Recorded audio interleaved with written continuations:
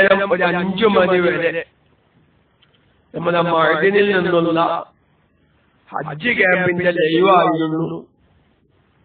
ഒരുപാട് കാര്യങ്ങൾ നമ്മൾ കേൾക്കുകയും മനസ്സിലാക്കുകയും എന്താണ് ഹജ്ജ് കൊണ്ട് ഉദ്ദേശിക്കുന്നത്, അതിന്റെ ആത്മീയമായ വശങ്ങളൊക്കെയും അൽഹംദുലില്ലാഹ് നമ്മുടെ സയ്യിദന്മാരും മുസ്താദന്മാരൊക്കെ വിശദീകരിച്ചു.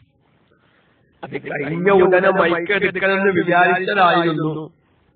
പക്ഷെ വീട്ടിലെ ചില സാഹചര്യങ്ങൾ കാരണം സാധിച്ചില്ല. പിന്നെ അങ്ങനെ മഗ്‌രിബിന്റെ ശേഷം ക്ലാസ്സിന് പോയി ഇപ്പൊ വന്നിട്ടുണ്ട്. അല്ലാഹു തആല ദീർഘകാലം ജനങ്ങൾക്ക് ഉപകരിക്കുന്നത് പറയാനും പറയുന്നത് ജീവിതത്തിൽ പകർത്തേണ്ടത് പകർത്താനും അല്ലാഹു ഭാഗ്യം പ്രദാനം ചെയ്യുമാറാവട്ടെ. 1-2 ദിവസങ്ങൾക്ക് മുമ്പ്, ഏകദേശം ഒരാഴ്ചകൾക്ക് മുമ്പ് വിശുദ്ധമായ റമളാൻ നമ്മളിലേക്ക് കടന്നു വരുമ്പോ നമുക്കൊക്കെ അറിയാം, നിസ്കാരങ്ങളൊന്നും ഖളാ ഉണ്ടാവാൻ പാടില്ല. ഖളാ ഉണ്ടെങ്കിൽ ഖളാ വീട്ടണം എന്ന് നമുക്കറിയാം. പക്ഷെ നമ്മുടെ ജീവിതത്തിൽ നിസ്കാരങ്ങൾ ഖളാ ഉണ്ടോ എന്ന് നമ്മൾ അറിയാതെ പോയതാണ് പലപ്പോഴും ഖളാ വീട്ടാൻ നമ്മൾ തയ്യാറാവാത്തത്. അത് സംബന്ധമായി ചില ഉദാഹരണങ്ങളൊക്കെ ഞാൻ പറഞ്ഞു. പല പുരുഷന്മാരും മരുമക്കളോടും പെൺമക്കളോടും ഭാര്യയോടും ഉമ്മയോടൊക്കെ ചോദിച്ച് പലവരെ കൊണ്ടും ശ്രദ്ധിക്കാതെ ഒഴിഞ്ഞുപോയ നിസ്കാരങ്ങളിൽ ബോധ്യപ്പെടുത്തുകയും അത് ഖളാ വീട്ടാൻ അവരോട് കൽപ്പിക്കുകയും ഇങ്ങനെ ഒരു മസല ഞങ്ങൾ നിസ്കരിച്ചു കൊള്ളാം എന്നൊക്കെയും പറഞ്ഞ വിവരങ്ങളൊക്കെയും പല സുഹൃത്തുക്കളും അറിയിച്ചു. അൽഹംദുലില്ലാഹ് ഒരു വലിയ ഭാഗ്യം തന്നെയാണ് ഒരാളെ കൊണ്ടെങ്കിലും ഒരു മസല മനസ്സിലാക്കിപ്പിച്ച് അത് ജീവിതത്തിൽ പകർത്തിപ്പിക്കാൻ സാധിക്കുക എന്നുള്ളത് വലിയൊരു ഭാഗ്യമായി സാധുവായ ഞാനും ഈ ക്ലാസ് റൂമിന്റെ പ്രവർത്തകരും ഇതിന്റെ ഗുണകാംക്ഷികളൊക്കെയും കാണുന്നു. ഇനി എനിക്ക് നിങ്ങളോട് പറയാനുള്ളത്, കിതാബുകളിൽ തന്നെ അത് പറയുന്നുണ്ട്. ഞാൻ ഇന്ന് പകലുള്ള ഹജ്ജുമായി ബന്ധപ്പെട്ടൊരു വിഷയം. ഇന്ന് ഹജ്ജ് ക്ലാസുകളൊക്കെ ഇഷ്ടം പോലെ നടക്കുന്നുണ്ട്. പക്ഷേ ഹജ്ജ് ക്ലാസുകളിൽ എന്താണ് ചർച്ചയ്ക്ക് വിധേയമാകുന്നത്? ഹജ്ജ് പോകേണ്ടവർ ശ്രദ്ധിക്കേണ്ട കാര്യങ്ങൾ, അല്ലെ? ഹജ്ജിന് പോകുന്നവർ ശ്രദ്ധിക്കേണ്ട കാര്യങ്ങൾ, പോകുന്നവർ എന്തൊക്കെയാണ് അറിയേണ്ടത്, എന്തൊക്കെയാണ് യാത്രാ നിയമങ്ങൾ എന്നറിയും. പക്ഷേ ഈ പോകുന്നവരുടെ ഒപ്പം കുറെ ആളുകൾ വന്നിട്ടുണ്ടാവും. ഞാൻ പറയുന്ന പോയിന്റ് ശ്രദ്ധിക്കണം. ഇന്നിപ്പോ മഅദിനില് ആ പങ്കെടുത്ത എല്ലാവരും ഹജ്ജിന് പോകുന്നവരെക്കോണമെന്നില്ല. ചിലപ്പോ ഉമ്മ ഹജ്ജിന് പോകുന്നുണ്ടാവും. അപ്പൊ ഉമ്മാന്റെ ഒപ്പം 2-3 ആൾക്കാർ വന്നിട്ടുണ്ടാവും. അതെന്താ? വാഹന സൗകര്യം ഉണ്ടാവും. മഅദിനിലാണ് ഒരുപാട് ഉസ്താദന്മാരുണ്ടാവും. സയ്യിദ് ഖലീൽ തങ്ങളുടെ ദുആ ഉണ്ടാവും. അപ്പൊ ആ ദുആയിലെ കൊണ്ട് പങ്കെടുക്കാമെന്ന് വിചാരിച്ച് ഉമ്മ ഹജ്ജിന് പോകണമെങ്കിൽ ഉമ്മാന്റെ ഒപ്പം കുറച്ച് ആൾക്കാർ പോകും. അതിപ്പോ നമ്മൾ ഈ എയർപോർട്ടിലേക്ക് എന്നാ കാണാം, ആകെ 40 ആൾക്കാരാ ഗ്രൂപ്പിൽ ഉണ്ടാവുക. പക്ഷെ എയർപോർട്ടിൽ 400 ആൾക്കാരുണ്ടാവും. ഇമ്മ ഹജ്ജിന് പോകുമ്പോ അല്ലെങ്കിൽ ഇമ്മ ഉമ്മക്ക് പോകുമ്പോ യാത്രയായപ്പിന് വന്നതാണ്. അപ്പൊ ഞാൻ പറയുന്നത്, ഈ ഹജ്ജ് ക്യാമ്പുകളിലൊക്കെയും ഒരുപാട് ആളുകൾ ഹജ്ജിന് പോകാത്തവരുണ്ടാവും. ഈ പാവങ്ങളിൽ ഇങ്ങനെ കരയാണ്, ഞങ്ങൾക്ക് പോകാൻ കൂടിയല്ലോ. എല്ലാം ശ്രദ്ധിക്കണം. നമ്മളെ ഇബ്രാഹിം ബാക്കവി ഉസ്താദ് വിഷയാവതരിപ്പിച്ചപ്പോൾ പറഞ്ഞു, 30 കൊല്ലം ഹജ്ജിന് പോയ ഒരു വ്യക്തി അയാളെ കണ്ടിട്ട് തീരെ ഹജ്ജിന് പോവാത്ത ഒരാൾ കരഞ്ഞു. 30 കൊല്ലം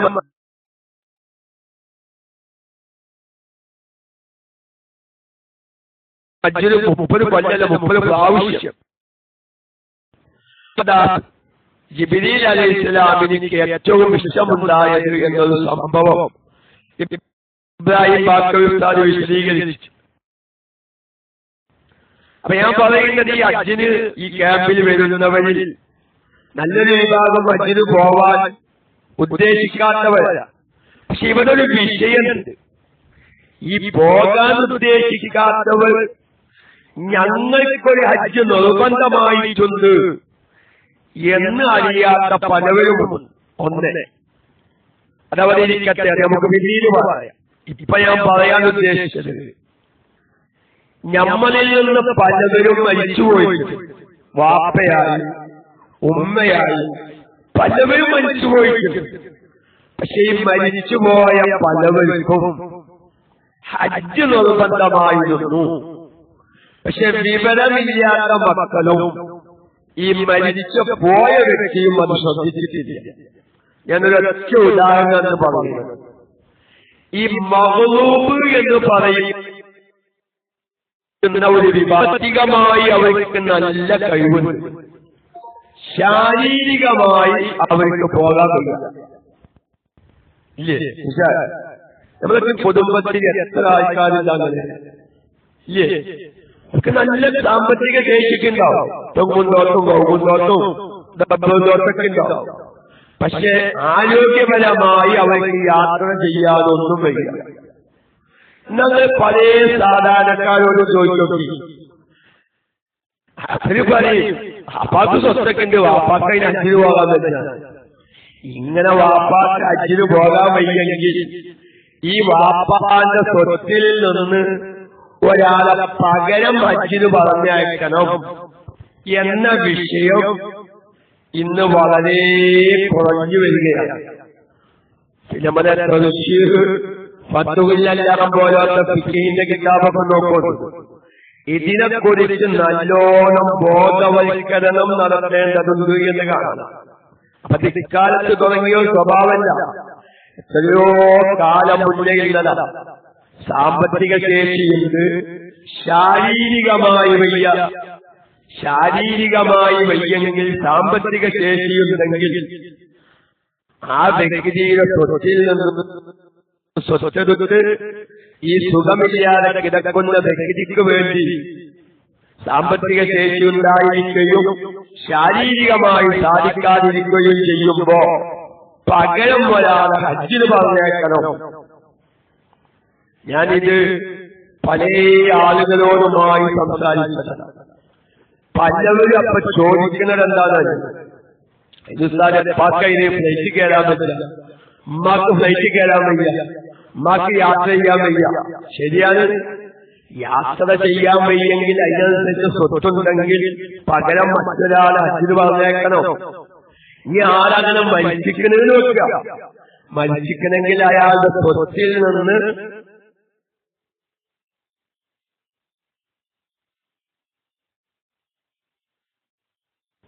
സ്വത്തെടുത്ത്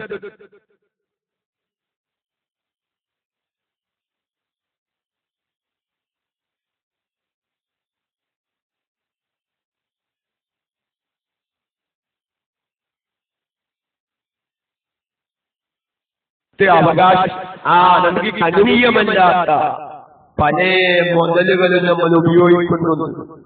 വളരെ ഗൗരവമാണല്ലോ നമ്മുടെ സാമ്പത്തിക മേഖല. അപ്പൊ അടുത്ത് വാട്സാപ്പിൽ ഞാനൊരു എനിക്ക് അയച്ച ആലോചന പറഞ്ഞത് ഇനി മേലാക്കങ്ങനെ പ്രചരിപ്പിക്കാനും കേൾക്കുന്നത് എന്താണ്, 1,00,000 ഇഖ്ലാസ് സൂറത്തോടിയ ഓന്റെ ഹക്കടവാടൊക്കെ അള്ളേച്ചു. 1,00,000 മതി, 1,00,000 ഇഖ്ലാസ് സൂറത്തോടിയാണ് അവന്റെ എല്ലാ ഹക്കടവാടും ആർക്ക് കൊടുക്കാണ്ടെങ്കിലും എന്തുണ്ടെങ്കിലൊക്കെ അള്ളേച്ചു. 1,00,000 ഇഖ്ലാസ് സൂറത്തോടി. എനിക്കൊരാൾ വിട്ടണ്ട, ഞാൻ പറഞ്ഞ ഏത് കിതാബിലുണ്ടായാലും നിങ്ങൾ പ്രചരിപ്പിക്കാൻ കേട്ടില്ല. കാരണം അങ്ങനെ ഏതെങ്കിലും വെച്ച ലൈഫായ അല്ലെങ്കിൽ മൗലൂആയ ഒരു ഹദീസിലാണ് വന്നിട്ട് നോക്കുക. സഹീഹായ ഹദീസുകൾക്കും അതുപോലെ തന്നെ എല്ലാ ഫുഖഹാക്കളും പറഞ്ഞതിനോട് എതിരല്ലാതെ ഹക്കഥവാദിനി എന്ത് അമൽ ചെയ്താൽ, ഹജ്ജ് ചെയ്താൽ പോലും അല്ലാഹു തആല അത് ഏറ്റെടുക്കില്ല. ഒരാളേറ്റൊരു ഹക്കഥവാദുണ്ട്. ആ ഹക്കഥവാദം എന്തുവാണോ അത് അവരുമായി കണ്ടുപൊരുത്തപ്പെട്ടിരിക്കേണ്ടതാണ്. അല്ലാഹു അതിൽ ഇടപെടുകയില്ല. ഞാൻ പറയുന്നത് അങ്ങനത്തെ ഏതെങ്കിലും വാട്സാപ്പിൽ എന്തെങ്കിലും കണ്ടെങ്ങാണ്ട് ഞാൻ പലർക്കും കൊടുക്കാണ്ട് ഇനി ഞാനൊരു ഓടി തീർന്നാൽ മതി, ഞാൻ കൊടുക്കാതൊന്നും കൊടുക്കണ്ട, അറബിന്റെ മുതൽ കത്ത് കിട്ടിക്കണമെങ്കിൽ തൽക്കാലം അതേറ്റത് ഒറ്റപ്പെട്ട എന്നൊക്കെ വിചാരിച്ച് ആരെങ്കിലും നടക്കുന്നുണ്ടെങ്കിൽ വഞ്ചിതരാവണ്ട. എന്റെ പ്രിയപ്പെട്ട സാധാരണക്കാര് ഞാൻ വല്ലാതെ ദീർഘിപ്പിക്കുകയല്ല, ഞാൻ വളരെ ചിന്തിക്കാൻ വേണ്ടി ആരെങ്കിലും വീടുകളിലോ കുടുംബത്തിലോ ഇങ്ങനത്തെ ഒരു സാഹചര്യം ശാരീരികമായി സുഖമില്ല എന്നതിന്റെ പേരിൽ സാമ്പത്തികമായി നല്ല കഴിവുണ്ടായിരിക്കെ അത്തരം വ്യക്തികളുടെ സ്വത്തിൽ നിന്ന് പൈസ എടുത്ത് പകരം ഒരാളെ ഹജ്ജിന് പറഞ്ഞേക്കുക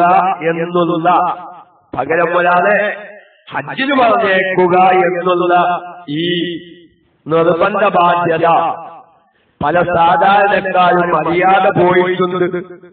അങ്ങനെ ഹജ്ജ് നിർബന്ധമായ പല രക്ഷിതാക്കന്മാരും പല ഉമ്മമാരും ഉപ്പമാരും മരിച്ചുപോയിട്ടുണ്ട്. പക്ഷേ മക്കളാ കാര്യത്തിൽ അതൊന്നും ശ്രദ്ധിക്കുന്നില്ല. ഇന്ന് സാധാരണക്കാർ അതിനെ സംബന്ധിച്ച് ബോധവാന്മാരുമല്ല. കാരണം സാധാരണക്കാർക്ക് അറിയില്ല അതിനെ കുറിച്ചിട്ട്. അത് ഫിഖിന്റെ കിതാബിൽ തന്നെ പറയുന്നുണ്ട്. മഖ്ലൂബിന്റേതായ ഹജ്ജിനെ കുറിച്ച് മുസ്ലിമീങ്ങളെ സംബന്ധിച്ച് നല്ലോണം ബോധവൽക്കരണം, അതിനെക്കുറിച്ച് ഉണർത്തല്, അതിനെക്കുറിച്ച് ബോധവന്മാരാക്കല് വളരെ അത്യന്താപേക്ഷിതമാണ്. അതുകൊണ്ട് ഞാൻ ഈ സമയത്തൊക്കെ അത് ഉപയോഗപ്പെടുത്താൻ കാരണം ഇപ്പോൾ നമ്മൾ ഹജ്ജിനെ അപേക്ഷിക്കുന്ന അല്ലെങ്കിൽ ഹജ്ജിന് പോവാൻ ഒരുങ്ങുന്ന അതിന് വേണ്ട കാര്യങ്ങളൊക്കെ ചെയ്യുന്ന സമയങ്ങളാണ്. പടച്ചവനെ എന്റെ വാപ്പാക്ക് ഇഷ്ടംപോലെ സ്വത്തുണ്ടായിരുന്നു. പക്ഷെ വാപ്പാക്ക് യാത്ര ചെയ്യാൻ വയ്യാത്തതിന്റെ പേരിൽ വാപ്പ ഹജ്ജിന് പോയിട്ടില്ല. എന്റെ വാപ്പാന്റെ സ്വത്ത് ഞങ്ങളെല്ലാരും പാടെ ഓടിച്ചെടുത്തതാണ്. ആ സ്വത്ത് വിറ്റിട്ടില്ല, കാശിനാണ് വീട് കയറ്റിയിട്ടുള്ളത്. അല്ലെങ്കിൽ ആ സ്ഥലത്ത് ഓഹരി വെച്ച സ്ഥലത്താണ് ഞങ്ങൾ വീട് കയറ്റി താമസിക്കുന്നത്. അപ്പേ എന്താ ഞാൻ കേൾക്കുന്നത്?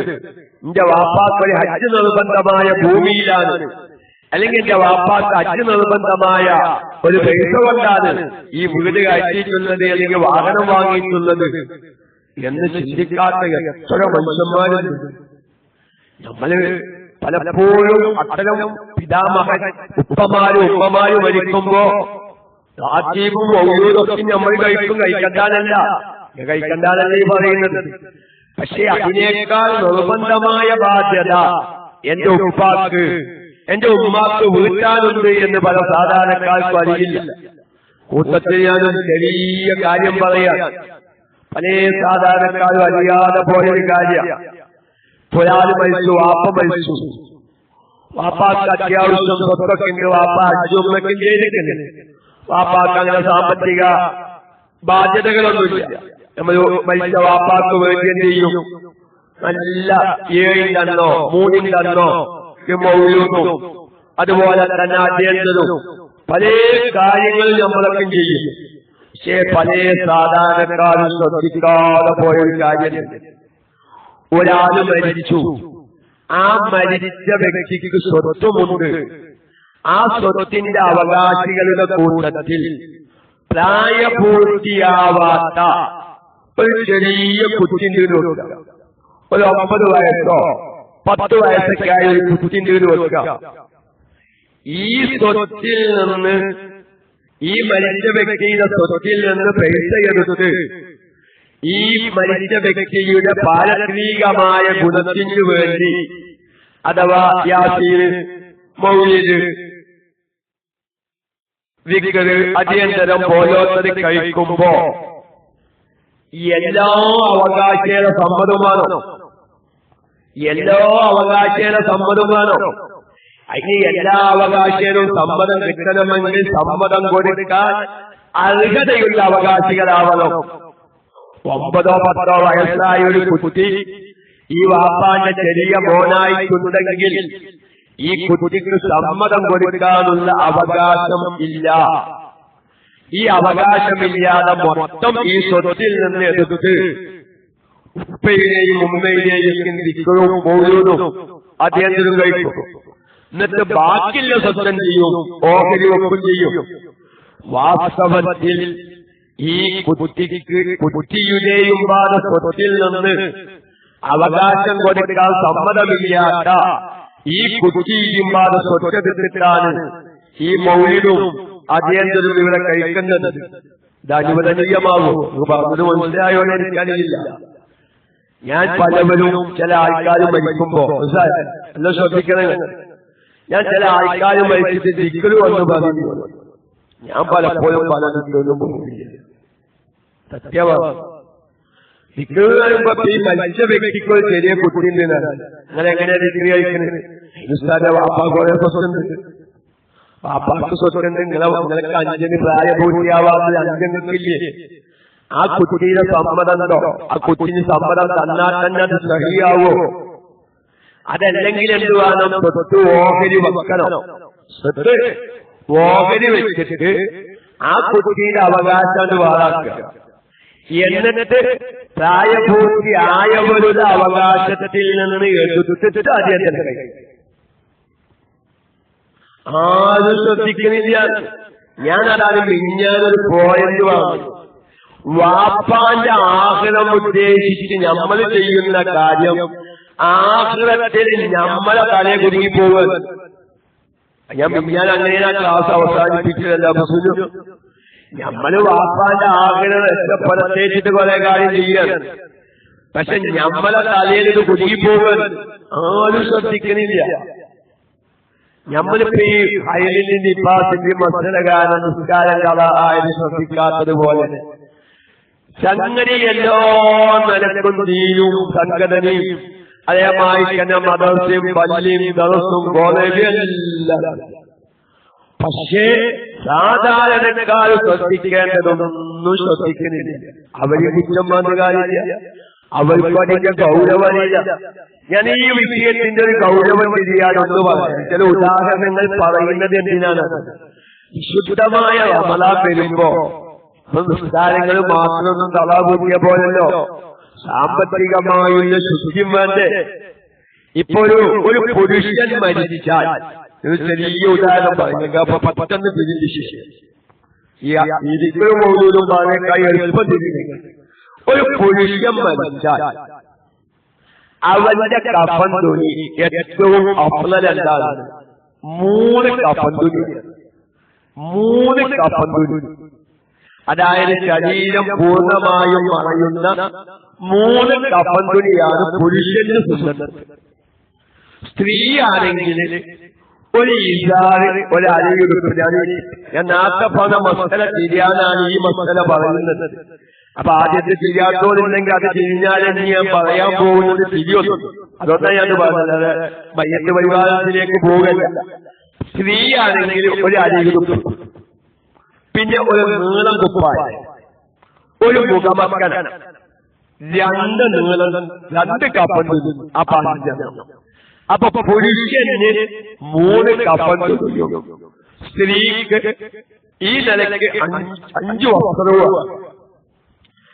അപ്പോൾ പുരുഷന് ഇനി 4ാമത്തൊരു വസ്ത്രം വാപ്പാന്റെ കോടിക്കണക്കിന് സ്വത്തുള്ള വാപ്പയെ മത്സരിക്കുന്നത്, കോടിക്കണക്കിന് ആസ്തിയുള്ള ഒരു വ്യക്തിയാണ് ഈ മരിച്ചു കിടക്കുന്നത്. അപ്പൊ ആ വ്യക്തിക്ക് ഈ 3 കഫൻ തുണി അല്ലാത്ത 4ാമത്തെ ഒരു വസ്ത്രം, 4ാമത്തെ വസ്ത്രം ഇല്ലാതായി കൂട്ടിക്കൊല്ലി. ഒരു അരയുടുപ്പ് ഒരു വസ്ത്രമാണ്. ഈ അരയുടുപ്പ് പുരുഷന്റെ സുന്നത്തില്ല. മക്കൾക്ക് തോന്നി ഒരു അരയുടുപ്പ് എടുക്കുമ്പോ ഒന്നും കൂടി കാണാനൊരു ലെവലുണ്ടാവില്ലല്ലേ? ഒരു അരയുടുപ്പ് അല്ലെങ്കിൽ ഒരു നീളം കുപ്പായം വാപ്പാക്ക് നമുക്ക് അധികം വെക്കുക, വാപ്പാക്ക് അധികം വെക്കുക. നിങ്ങൾ കൂട്ടിക്കോളി, വാപ്പൊരു മൊയ്യലാന്ന് കൂട്ടിക്കോളി. ഈ മരിച്ച വ്യക്തി ഒരു മൊയ്യലാണ്, കോടിക്കണക്കിന് ഒരു സ്വത്തുണ്ട്. അങ്ങനത്തെ ഒരു വ്യക്തി മരിച്ചപ്പോ നമ്മളെ വാപ്പ കുറെ കാലം തലയെ കെട്ടിയിട്ട് ജീവിച്ച ആളാണ്. അതുകൊണ്ട് ഇനി വാപ്പാക്ക് മരിക്കുന്ന സമയത്ത് നമുക്കൊരു തലയെ കെട്ട് വേണമെങ്കിൽ ജായിസാണ്. ഒരു പുരുഷനെ സംബന്ധിച്ച് 3 കഫൻതുണിയാണ് അഫ്ളൽ. വേണമെങ്കിൽ ഒരു തലപ്പാവും ഒരു നീളം കുപ്പായും അധികാക്കാം. അപ്പൊ ഈ കോടിക്കണക്കിന് ഒരു പേര് സ്വത്തുള്ള ഒരു വ്യക്തി മരിച്ചു, അയാളൊരു മൊയ്യലാണ് കൂട്ടിക്കോടി. അപ്പൊ എല്ലാവരും നമുക്ക് തലയെ കെട്ടി കെട്ടിക്കൊടുക്കുക. മൂപ്പര ജീവിതകാലം മുഴുവൻ തലപ്പാവ് ധരിച്ച വ്യക്തിയാണ്. വേണമെങ്കിൽ ജായിസാണ്, സുന്നത്തിനെതിരാണ്. പക്ഷെ ഈ ജായിസ് നിറവേറ്റണമെങ്കിൽ ശ്രദ്ധിക്കണം, ഈ മരിച്ച വ്യക്തിക്ക് പ്രായപൂർത്തിയാവാത്ത ഒരു ബുദ്ധി നോക്കുക.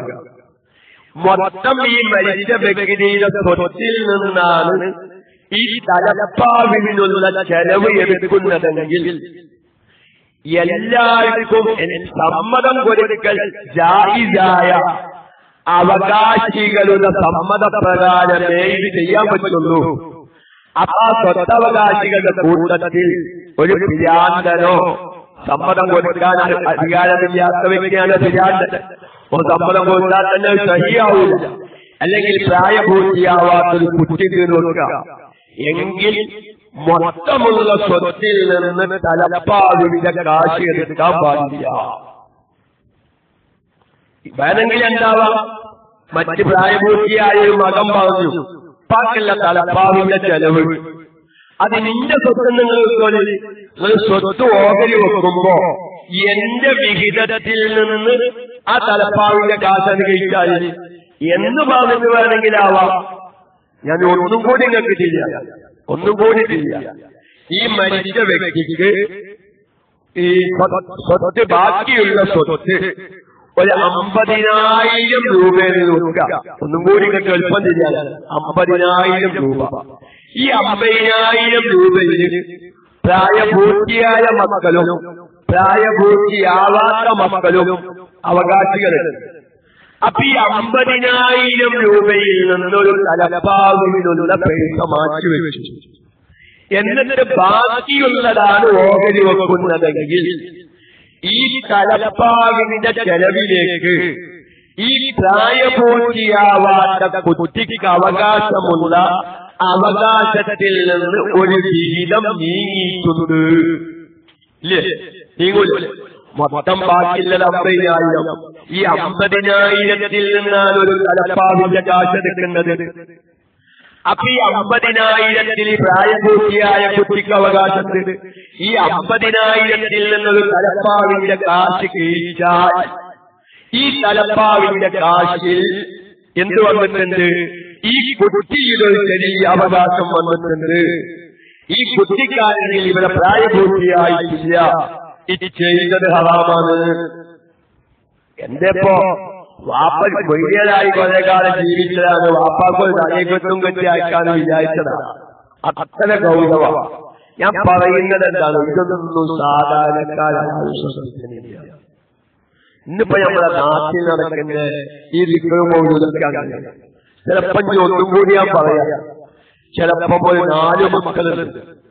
അതിലൊരു മകൻ പറഞ്ഞു ഞാൻ ആഭ്യന്തരം കഴിക്കാനില്ല, ദിക്ർ കഴിക്കാനില്ല എന്ന് പറഞ്ഞു വെക്കുക. അങ്ങനെ ഒരു മകൻ പറഞ്ഞു വെക്കുക.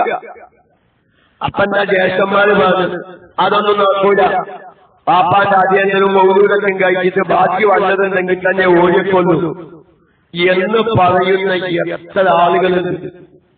പക്ഷെ പറയാൻ അവകാശമില്ല. വാപ്പാന്റെ നിർബന്ധ ബാധ്യതയും കഴിഞ്ഞു.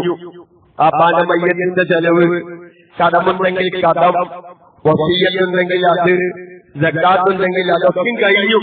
അപ്പാക്ക് നിർബന്ധമായ ബാധ്യതകളൊക്കെ കഴിഞ്ഞ് 40,000 രൂപ ബാക്കിയുണ്ട്. ഓഹരി വെക്കേണ്ട പൈസ 40,000. ആകെ സ്വത്തിന്റെ അവകാശികളായിട്ട് 4 ആമക്കളുമാണെന്ന് സങ്കല്പിക്കാം. അപ്പൊ 40,000 4 ഒഴിവെക്കണം. 10,000 രൂപ ഓരോ ആളുകൾക്കുണ്ടാവും. ആകെ 4 അവകാശികളുള്ളത് സങ്കല്പിച്ചാൽ അപ്പോഴാണ് വേറെ 3 മക്കളുമാണ് 40,000 ഓടിക്ക വാപ്പാന്റെ ദിക്കുകളും അധ്യയനവും പാടെ കഴിച്ചിട്ട് ബാക്കിയുള്ളതെ ഓടിക്കൊള്ളൂന്ന് പറഞ്ഞു നോക്കുക. 3 മക്കൾ. പക്ഷെ ഒരു മകൻ പറഞ്ഞു, നിക്കിന്റെ ഓലി കിട്ടണം. നിങ്ങൾ അധ്യയനം കഴിച്ചാലും വാങ്ങിയില്ല, നിക്കല് കഴിച്ചാലും വാങ്ങിയില്ല. അതിനെതിരെ ഞാൻ ഭക്ഷണം പറയാത്തോ, എനിക്കെന്റെ ഓലി കിട്ടണമെന്ന് പറഞ്ഞു.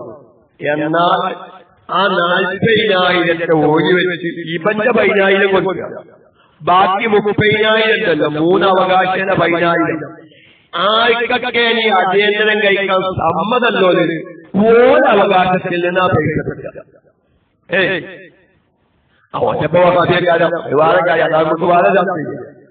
ഈ അധ്യയനവും നിക്കലും കഴിക്കാൻ ആവശ്യമുള്ളവരും സമ്മതമുള്ളവരും അവരുടെ വിഹിതത്തിൽ നിന്ന് എടുക്കുക. കഴിക്കട്ടെ, മറ്റൊന്ന് വിഹിതത്തിൽ നിന്ന് എടുക്കാൻ പാടില്ല. വിധിക്കൽ ഹറാമാണ്. അപ്പൊ ചെറിയ ആൺമക്കള്, ചെറിയ കുട്ടികൾ സ്വത്തവകാശികളുടെ കൂട്ടത്തിലുണ്ടെങ്കിൽ മൊത്തം വാപ്പാന്റെ സ്വത്തിൽ നിന്നെടുത്ത് ഇമ്മാതിരി കാര്യങ്ങൾ കഴിക്കുക. എന്നിട്ട് ബാക്കിയുള്ളത് ഒഴിവെക്കുമ്പോ സമ്മതം കൊടുക്കാൻ അവകാശമില്ലാത്തവന്റെ സ്വത്ത് കൂട്ടിയിട്ടാണ് ഇവരെ ഇത്തരം കാര്യങ്ങൾ ചെയ്തിട്ടുള്ളത്. ഇത് തെറ്റായിരുന്നു. എന്താവാം, ഈ കാര്യങ്ങൾ ചെയ്യാതെ ഈ സ്വത്ത് ഓഹരി വെച്ചാൽ, ഈ നിർബന്ധമായ കാര്യങ്ങൾ ചെയ്യാതെ ഈ സ്വത്ത് ഓഹരി വെച്ചാൽ ഇവരെ സമ്മതം കൊടുക്കാൻ അവകാശമില്ലാത്തവന്റെ ഓഹരി ഇത്തരണ്ടാവുക. ആ ഓഹരി അവരെ വെച്ച് സമ്മതം കൊടുക്കാൻ അവകാശമുള്ളവരുടെ ഓഹരിയിൽ നിന്ന് എടുത്തി കാര്യം ചെയ്യും. ഞാൻ പറഞ്ഞത് അതങ്ങനെ ചെയ്യില്ലാതെ വെക്കുക. ഈ കുട്ടിയുടെ സ്വത്തെടുത്ത് നമ്മൾ കൈകാര്യം ചെയ്തതിന് നാലാഹ്റത്തെ നമ്മൾ കുറ്റക്കാരാവും. കാരണം ആ കുട്ടിയുടെ സ്വത്തെടുക്കാൻ നമുക്ക് അവകാശം, സ്വന്തം അച്ഛനായിരിക്കാം, പക്ഷെ ആ സ്വത്തുമ്പോ തൊടാൻ നമുക്ക് അവകാശമില്ലല്ലോ. ഇനി ആ സ്വത്ത് എടുക്കണമെങ്കിൽ ആ കുട്ടിയുടെ സമ്മതമാണ്. സമ്മതം കൊടുക്കാൻ ആ കുട്ടിക്ക് പ്രായപൂർത്തിയായിട്ടില്ല. വളരെ ശ്രദ്ധിക്കേണ്ട കാര്യങ്ങളാണ്, വളരെ ശ്രദ്ധിക്കേണ്ട കാര്യങ്ങളാണ്. ആരും ശ്രദ്ധിക്കുന്നില്ല. അതുകൊണ്ട് വിശുദ്ധമായ റമദാൻ നമ്മളിലേക്ക് വരുമ്പോ ഇങ്ങനെ മസലകളല്ലാതെ സാമ്പത്തികമായ ഇടപാടുകൾ നടത്തി ശാരീരികമായ നമ്മുടെ വളർച്ചയിൽ നമുക്ക് പൊരുത്തപ്പെടാത്ത ഇസ്ലാമികമായി അനുവദനീയമല്ലാത്ത മുതലെങ്ങാനും നമ്മൾ തിരിച്ചിട്ടുണ്ടെങ്കിൽ അതൊക്കെ ആദ്യം ഒഴിവാക്കാൻ നോക്കുക. ഉള്ള ദിവസം കൊണ്ട് ഞാന് രക്ഷിതാക്കന്മാര് മക്കള് ആമക്കള് കല്യാണം കഴിച്ചോലൊക്കെ ഉണ്ടാവും. ചിലപ്പം നമ്മുടെ ആൺകുട്ടികള് കല്യാണം കഴിച്ചു, എന്തോ ഭാര്യയുടെ എന്തോ പ്രശ്നം കാരണം ആ സ്ത്രീയെ, ആ മരുമകളെ നമ്മുടെ ആൺമകൻ എന്ത് ചെയ്തു, ആ പെണ്ണിനെ തലാക്ക് ചൊല്ലി, ഒരു തലാക്ക് ചൊല്ലിയാൽ ഹൈലിന്റെ കാലാവധി കഴിയാത്ത പെണ്ണാണെങ്കിൽ 3 സുത്തി, ഹൈലിന്റെ കാലാവധി കഴിഞ്ഞ പെണ്ണാണെങ്കിൽ 3 മാസം. ഈ ഇദ്ദയുടെ കാലാവധി അല്ലെ, ഈ ഇദ്ദയുടെ കാലാവധി ആ പെണ്ണിന് ചെലവഴിക്കേണ്ടതാരാ? ഈ ഭർത്താവല്ലേ. നമ്മളാരെങ്കിലും കൊടുക്കുന്നുണ്ടോ? ആരെങ്കിലും കൊടുക്കുന്നുണ്ടോ? തലാക്കല്യ നൂറ്റാനല്ലാതെ ആരെ ഈ 3 മാസം ചെലവിനോക്കിന്, അല്ലെങ്കിൽ ഈ 3 സുത്തിയുടെ കാലാവധി കഴിയോലാരാ ചെലവിനോക്കിന്? ആരും കൊടുക്കുന്നില്ല. പൊതുത്തിയിലേക്ക് ആഹ്റത്തിൽ അല്ല ചോദിക്കും, ഏതോ ആ പെണ്ണിന് കൊടുക്കാൻ അവകാശത്ത് കൊടുത്തിട്ടില്ല. ആ ഇദ്ദയുടെ കാലാവധി ആ പെണ്ണിന്റേതായ ചെലവിന് കൊടുക്കൽ നിനക്ക് ബാധ്യതയായിരുന്നു. ആ ബാധ്യത നിറവേറ്റാത്ത സ്വത്ത് പിന്നിട്ടാണ് നിങ്ങളുടെ ആഹ്റത്തേക്ക് വന്നിട്ടുള്ളത്. അതിന് പരിഹാരം ഉണ്ടാക്കുക. ആഹ്റത്തിൽ ചെന്നാവന്റെ സ്വത്തിന് പരിഹാരം ഉണ്ടാക്കാൻ പറ്റുമോ? ഇല്ല. ഞാൻ ഒന്നുകൂടി പറഞ്ഞ് വൈക്കപ്പെട്ടു, നമ്മളാരും ശ്രദ്ധിക്കുന്നില്ല. എത്രയൊക്കെ അനുഭവങ്ങൾ. അപ്പൊ നിങ്ങളെ കൂട്ടത്തിലുണ്ടോന്നൊന്നുമല്ല ഞാൻ പറയുന്നത്. ഉണ്ടാവും. വെറുതെ 2 ദിവസം കഴിഞ്ഞ് ഇപ്പൊ ചെയ്തിരിക്കുന്ന ഗ്രൂപ്പിലുള്ള പൊന്നാനും സാറേ ഇന്റെ മകൻ തലാക്കലിച്ച് ഞങ്ങൾ പിന്നെ വൈകിട്ട് ഇല്ലോക്കിച്ചെന്നല്ല. ഇനി നിങ്ങൾ കേൾക്കുമ്പോഴൊരു ആരെങ്കിലും കൊണ്ടോ 2 ആൾക്കാർ പറയാണ്ടാവും. ഇപ്പൊ നോക്കിയത് നമ്മുടെ നാട്ടിലൊക്കെ ഒരു സ്വഭാവമുണ്ട്. ചിലപ്പോ ഉമ്മ മരിച്ചിട്ട് വാപ്പ രണ്ടാമതൊരു പെണ്ണിന്, അപ്പൊ മക്കൾക്ക് അത്ര വലിയ ഇഷ്ടമൊന്നും ഉണ്ടാവില്ല. വാപ്പ രണ്ടാമത് പെണ്ണെത്തുന്നത് മക്കൾക്ക് അത്ര വലിയ ഇഷ്ടമൊന്നും ഉണ്ടാവില്ല. അങ്ങനെ വാപ്പ രണ്ടാമത് പെണ്ണെത്തി വാപ്പക്ക് മരിക്കും ചെയ്തു. വാപ്പ മരിച്ചു. പക്ഷേ ചിലപ്പോ വാപ്പ മരിച്ചു എന്നതൊന്നും ആരും സ്വത്ത് ഓഹരി വെക്കൂല. ചിലപ്പോ ഉമ്മാന്റെ വക അള്ളാ വാപ്പാന്റെ 1-ാം കൊല്ലം കഴിഞ്ഞതിന്റെ മുമ്പങ്ങനെ ആ സ്വത്തുമ്മ തുടങ്ങുന്നത് തോന്നുന്നു. തള്ളന്റെ ഭൂരിപ്പത് ഭയങ്കര പുണ്യൊരു കാര്യമാണ്. ഉമ്മ പറയാണ് നിങ്ങള് വാപ്പാന്റെ 1-ാമത്തെ കൊല്ലം കഴിഞ്ഞതിന്റെ മുമ്പ് വാപ്പാന്റെ സ്വത്തുമ്മ തൊട്ട് കഴിച്ചോ. എന്നിട്ടോ എന്താ ചെയ്യുന്നത്? ഉമ്മി ചെറിയ മകനും തറവാട്ടിലാ താമസം. ഒരു തേങ്ങൊക്കെ അങ്ങനെ തിന്ന് തേങ്ങ ആത്തിന് വെളിച്ചെണ്ണ വന്നതിന് ഒരു പറാത്ത് രാവിലെ പലപ്പോഴും കാട്ടി തിന്നിന്. ഇതിന്റെ കാക്കാക്കുമ്പാന്റെ അവകാശമല്ല ഒരു തേങ്ങയാണ് ആരെങ്കിലും തിരിക്കുന്നത്. ഇമ്മ പറഞ്ഞല്ല വാപ്പാന്റെ 1-ാമത്തെ കൊല്ലം ചെയ്യുമല്ലോ സ്വത്ത് വെക്കാൻ പാടില്ല. ചെറിയ മകൻ അതിനകത്തത് കേപ്പുവാൻ ഓനങ്ങനെ തേങ്ങതും മാങ്ങതും ചക്കതും അടക്കോമത്തൊരു ഉപ്പും ഓരോ ഉമ്മി അങ്ങനെ ഇന്ന് പറാത്ത് രാവിലെ ഈ തേങ്ങ വിറ്റ തേങ്ങ ആട്ടി എണ്ണേറ്റ് പഴപ്പൊരി ഉണ്ടാക്കി കൽക്കപ്പുണ്ടാക്കിയിട്ട് സുഖായില്ല. ഇത് പഴയ മക്കൾക്ക് അവകാശപ്പെട്ട അല്ലെ വാപ്പ മരിച്ചതിന്റെ ശേഷം ഒരു തേങ്ങയാണെങ്കിൽ ഏതൊക്കെ അവകാശികളുണ്ടോ ആ ഓരോ അവകാശികൾക്കും അതിലൊരു പങ്കുണ്ട്. അല്ല പൊരുത്തപ്പെട്ടിട്ടാണെങ്കിലും ഒക്കെ മറ്റവകാശികൾ പറഞ്ഞു ഇങ്ങനെ ആ വീട്ടിൽ താമസിക്കാൻ ഉപയോഗിക്കുമല്ലോ നമുക്ക് ഓടിയെക്കുന്ന കാര്യം ഇൻഷാല്ല അപ്പൊ ആലോചിക്കാം. ഇപ്പൊ പക്ഷെ ചില വീട്ടിൽ നിന്ന് അങ്ങനല്ല. ചിലപ്പോ ജ്യേഷ്ഠന്മാർക്ക് ഒരു കടും പുതുത്തേക്കാണ്. പക്ഷെ ഉമ്മയുടെ കടും പുതുത്തം കാരണം സ്വത്ത് ഓഹരി വെക്കാതെ വാപ്പയുടെ മരിച്ചുപോയ വാപ്പയുടെ സ്വത്ത് തേങ്ങ ചക്ക മാങ്ങ ഒരാൾ മാത്രമേ ഉപയോഗപ്പെടുത്തുക. അത് മറ്റൊരു ഇഷ്ടമില്ല സമ്മതമില്ല. എത്ര വലിയ തെറ്റാ. നമ്മൾ വിചാരിച്ചു നമ്മളിങ്ങനെ സ്വർഗത്തിക്കാണ്ട് ഞാനത് മനുഷ്യരെ കെട്ടിയാൽ മതി. സ്വർഗത്തിന്റെ വാതിലിങ്ങനെ തുറന്നിട്ടുണ്ടാവും നമുക്കത് കടക്കാനും. പക്ഷെ ഇത്തരം കാര്യങ്ങളൊന്നും ശ്രദ്ധിക്കാതിരിക്കട്ടെ ഞാൻ പറയുന്നത്. അങ്ങനെ വാപ്പ മരിച്ചു, ഇവര് സ്വത്തോടിയില്ല. ഈ 2-ാം കുടിയലയമ്മ എന്ന് പറയുന്ന ഉപ്പയുടെ 2-ാമത്തെ ഭാര്യയെ വേറെ ഒരാൾ കല്യാണം കഴിച്ചു കൊണ്ടുപോയി. ആ കല്യാണത്തിന് കഴിച്ചതിന് ശേഷമാണ് മരിച്ചുപോയ വാപ്പാന്റെ സ്വത്ത് ഓഹരി കൊടുക്കുന്നത്. ആരെയും അലയമാക്ക് കൊടുക്കുന്നുണ്ടോ? കൊടുക്കാത്ത അർത്ഥത്തിൽ ഞാനങ്ങനെ ജലസ്ഥം പോലെ. എങ്ങനെ വാപ്പ 2-ാമത് കല്യാണം കഴിച്ചിട്ട് ആ വാപ്പ മരിച്ചു. ആ 2-ാം കുടിയലയമ്മ എന്ന് പറയുന്ന വാപ്പാന്റെ 2-ാമത്തെ ഭാര്യയെ മറ്റൊരു പുരുഷൻ കല്യാണം കഴിച്ചു കൊണ്ടുപോയി. എന്നാ കുറെ ആൾക്കാർ മനസ്സിലാക്കിയിട്ടില്ലതെന്താ എന്താ ഈ 2-ാം കുടിയലയമാണെങ്കിൽ ഇപ്പൊ വേറെ കല്യാണം കഴിച്ചപ്പോൾ ആ ഇളയമാക്ക് സ്വത്തൊന്നും കൊടുക്കണ്ട. ഈ ഇളയമാനെ മറ്റൊരാൾ കല്യാണം കഴിച്ചു. അതിന് കുട്ടികളും മക്കളുമായി പേരക്കുട്ടികളുമായി ജീവിക്കാണ്. ഈ വാപ്പ മരിക്കുമ്പോ വാപ്പയുടെ ഭാര്യ എന്ന നിലക്ക് ഇവരുടെ ഭാഷയിൽ 2-ാം കുടിയലയമ്മ ഈ വാപ്പയുടെ സ്വത്തിന്റെ അവകാശം.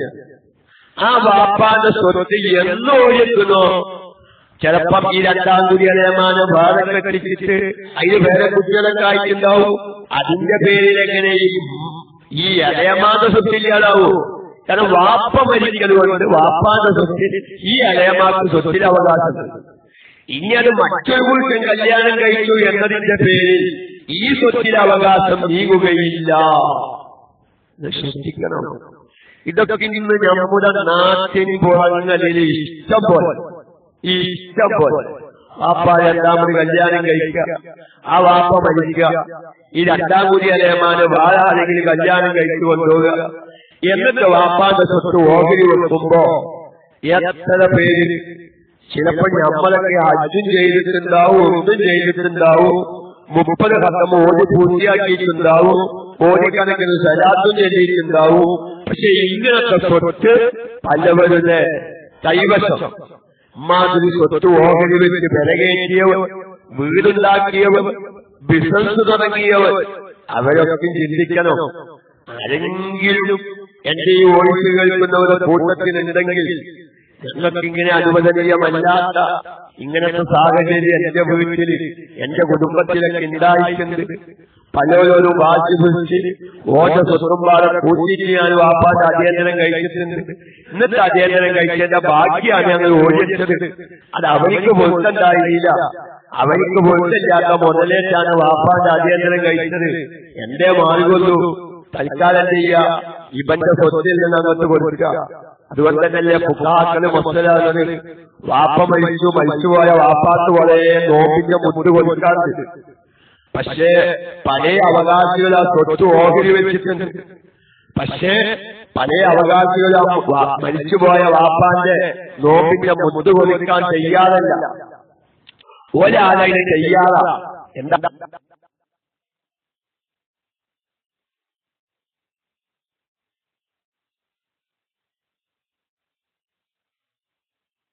അവിടെ മസ്അല പറഞ്ഞത് മറ്റോരൊന്നും തയ്യാറല്ല.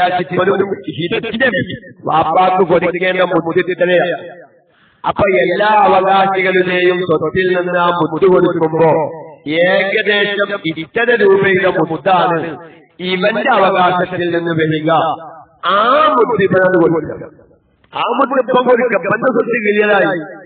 ഈ മറ്റേ ജ്യേഷ്ഠന്മാരും അഞ്ചന്മാരും കൊടുത്തോ ഇല്ലയോ ഒന്നും നോക്കണ്ട. ഒന്നുകൂടി ഞാൻ പറയാം. വാപ്പാക്ക് കൊടുക്കേണ്ടത് ആകെ ഒരു 30 മുദ്ദാണ് കൊടുക്കാനുള്ളത്.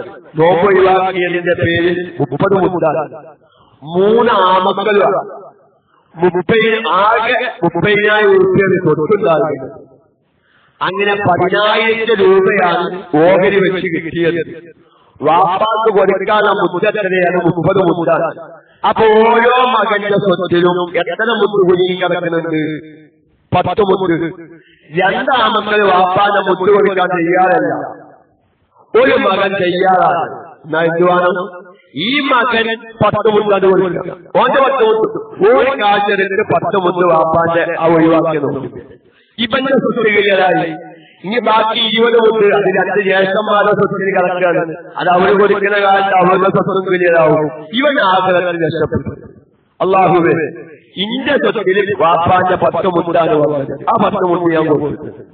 അല്ലാതെ കാക്കാര് കൊടുക്കുന്നില്ല, ഞാനും കൊടുക്കട്ടെ. നമുക്കെന്താ അങ്ങനെ ഒരു അവസ്ഥ? ഈ കാക്കാര് കൊടുക്കുന്നില്ലെങ്കിൽ ഞാനും കൊടുക്കും. കാക്കാര് കൊടുക്കുന്നില്ലെങ്കിൽ ഞാൻ കൊടുക്കേണ്ടതല്ല. കാക്കാര് കൊടുക്കട്ടെ, കൊടുക്കാതിരിക്കട്ടെ. സ്വത്ത് മാത്രമല്ല, മുദ്ദും ഓഹരി മക്കളും അല്ലേ വളരെ വേണം. അങ്ങനെ നമ്മള് ഈ കുറെ കാര്യങ്ങൾ അറിയാതെ അല്ലാതപ്പോ നമ്മളിപ്പോ സാധാരണ സാമ്പത്തിക ഇടപാട് എന്ന് പറയുമ്പോ ഞാനാരും കക്കാൻ പോയിട്ടില്ല, ഞാനാരും പിരിച്ചു വലിക്കാൻ പോയിട്ടില്ല എന്നൊക്കെ ഒരു തോന്നല. പക്ഷെ ഇതൊക്കെ ഇഷ്ടം പോലെ പാപ്പ 2ാമത് കല്യാണം കഴിച്ച് സ്വത്തോല്ലാതെ പിരിച്ചു കൊണ്ടുപോയി. 2ാം കൂടി നിയമാനം ആരാരോ കെട്ടിക്കൊണ്ടുപോയി. അതിന് വേറെ കുട്ടികൾ വരെ ആയി. പിന്നീട് വാപ്പാന്റെ സ്വത്ത് ഒഴിക്കുന്നത് ഈ 2ാം കുടിയലയമാക്കുന്നത് അവകാശം കൂട്ടിയിട്ടാണ് ഇപ്പോഴും ഓഹരി വെച്ചത്. ആ ഇളയമാക്ക് കൊടുക്കേണ്ട അവകാശത്തിൽ നിന്നുള്ള ഒരു അവകാശം ഈ മറ്റു അവകാശികളുടെ സ്വത്തിൽ കിടക്കുന്നുണ്ട്. ഇതൊരാൾ അറിഞ്ഞപ്പോ എന്താ ചെയ്യുക? അപ്പോ 3 ജ്യേഷ്ഠന്മാരാണ്. 2 ജ്യേഷ്ഠന്മാരെ ഇളയമാക്ക് സ്വത്ത് കൊടുക്കാൻ തയ്യാറല്ല. ഒരു ജ്യേഷ്ഠനാണ്. ആ ഒരാള് തയ്യാറാണ്. അവന്റെ സ്വത്തിൽ ഇളയമാട് ഓടി എത്രയെ കുഞ്ഞി കിടക്കുന്നത് നോക്കുക. ഇളയമാടെ സ്വത്ത് കൊടുത്തിട്ട് ഓഹരി വെക്കുകയാണെങ്കിൽ എനിക്ക് ഇത്ര ഓഹരി ഉണ്ടാവുക. ഇത് ഇളയമാടെ ഓഹരി കൊടുക്കാതെ ഓഹരി വെച്ചത് കൊണ്ടാണ് എനിക്ക് ഇത്ര കിട്ടിയത്.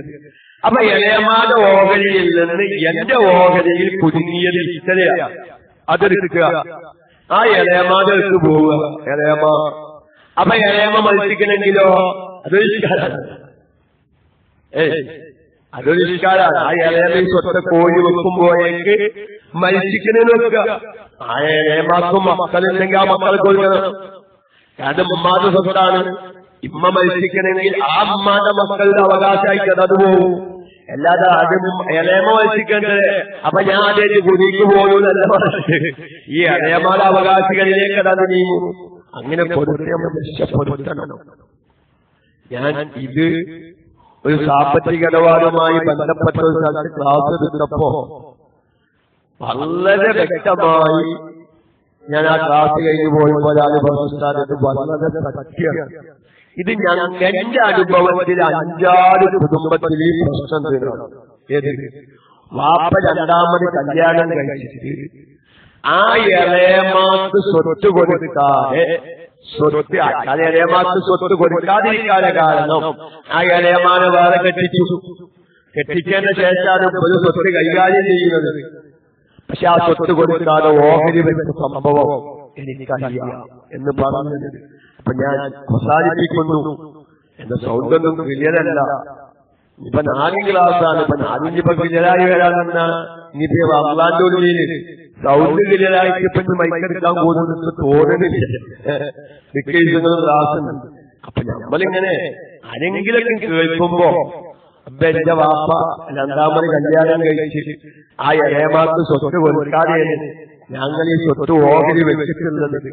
അല്ലെങ്കിൽ എന്റെ ചെറിയ ആങ്ങളാരുടെ അല്ലെങ്കിൽ പങ്കന്മാരുടെ സമ്മതമില്ലാതെ വാപ്പാന്റെ സ്വത്തേക്ക് പലതും ചെയ്തിട്ടുണ്ട് എന്നൊക്കെ ആരെങ്കിലും ഒരാൾ ചിന്തിക്കാനെങ്കിലും ഉപകരിക്കട്ടെ എന്ന് നിലനിർത്തി അല്ലാഹു തആല മസലകൾ അറിയാതെ സാമ്പത്തികമായ ഹക്കതവാദം അറിയാതെ നമ്മുടെ സമ്പത്തിൽ കുടുങ്ങി കിടക്കുന്നുണ്ടെങ്കിൽ അതെല്ലാം ഒഴിവാക്കി നല്ലൊരു തൗബ ഹക്കതവാദം ഒഴിവാക്കി നിസ്കാരങ്ങളൊക്കെ ഖളാഅ് വീട്ടി പൊരുത്തപ്പരീക്ഷകളൊക്കെ പൊരുത്തപ്പരീക്ഷ നമ്മുടെ അവയവങ്ങളെ കൊണ്ട് വന്നുപോയ തെറ്റുകൾക്കൊക്കെ പരിഹാരം കണ്ട് ഒരു ഖാലിസായ തൗബ ചെയ്യുന്ന ഒരു റമളാനാക്കി മാറ്റാൻ അല്ലാഹു നമുക്ക് തൗഫീഖ് പ്രദാനം ചെയ്യുമാറാവട്ടെ.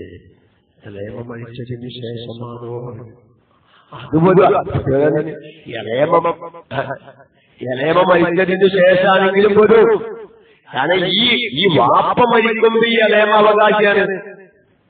ഈ വാപ്പ മരിക്കുമ്പോ ഈ ഇളയമ അവകാശിയായതിന്റെ ശേഷമാണ് ഈ ഇളയമ മരിക്കുന്നത്. അപ്പൊ ഇളയമ മരിച്ചിട്ടാണ് സ്വത്തൊഴിക്കുന്നതെങ്കിൽ ഈ ഇളയമാക്കൊരു അവകാശികളുണ്ടാവും. ആ അവകാശികളിലേക്ക് സ്വത്തം നീങ്ങും. അല്ലാതെ വാപ്പാന്റെ ഈ മക്കൾക്ക് അത് മുനുങ്ങാനും ഈ പഴയ മക്കൾക്ക് മുനുങ്ങാനും വിചാരിച്ചല്ല. ഈ ഇളയമാക്കൊരു അവകാശികളുണ്ടല്ലോ, അവകാശികളിലേക്ക് നീങ്ങും. ഈ ഇളയമാക്കും അവകാശികളില്ലേ അതിന്റേതായ മസല അങ്ങനെ പോകും. അവൾ സ്വത്തവകാശത്തിൽ അതിന്റെ മസലകൾ അങ്ങനെ പോകും. ഞാൻ പറഞ്ഞ സ്വത്തവകാശത്തിന്റെ മസലല്ല പറഞ്ഞത്.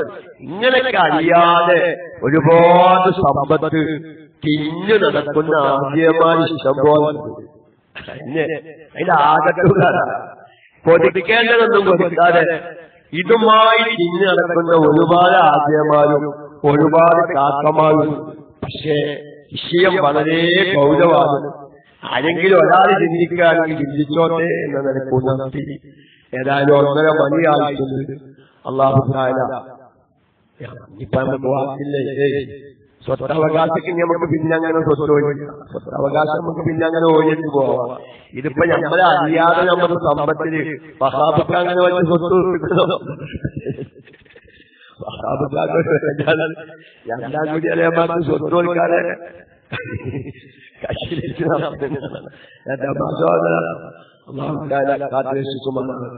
ഏതായാലും ഇൻഷാ അല്ലാഹ് നമുക്ക് ഇതുപോലെ സാധാരണക്കാർ അറിയാതെ പോകുന്ന നിസ്കാരായാലും നോമ്പായാലും സക്കാത്തായാലും ഹജ്ജായാലും സാമ്പത്തിക ഇടപാടായാലും പലതുമുണ്ട്. അല്ലാഹു തആല അതൊക്കെ ഇങ്ങനെ ഇടക്കിടക്കൊന്നിങ്ങനെ ഓർമ്മപ്പെടുത്തിയാൽ ആർക്കെങ്കിലും ഉപകരിക്കും. അല്ലാഹു തൗഫീഖ് പ്രദാനം ചെയ്യട്ടെ. ദുആ വസിയത്തോടെ അസ്സലാമു അലൈക്കും വറഹ്മത്തുള്ളാഹി